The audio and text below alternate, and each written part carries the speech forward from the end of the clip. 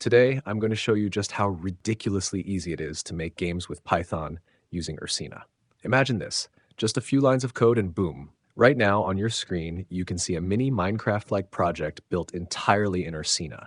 And guess what? By following this playlist step by step, you'll be making games just like this in no time. Exciting, right? Before we jump into coding, the first thing we need is the Ursina module.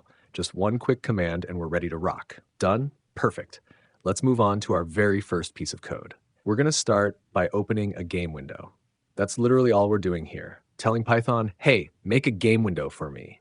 And when we run it, we get a blank, empty window. Look at that.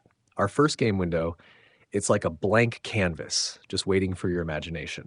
Now, let's make things a little more interesting by adding a cube. When we create a cube, we're basically telling Ursina, place this 3D block in my world. And here's the fun part, we can customize it. We pick the cube as the model, choose a color, today it's this awesome azure blue, and give it a size with scale so it's nice and visible. Hit run, and voila, a floating cube in your game window. Magic, right? But wait, let's make our cube move. By updating it every frame, we can make it rotate along the y-axis.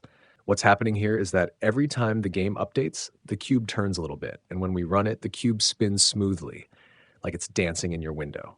It's so simple, but makes everything feel alive. And of course, we can change the cube's color anytime.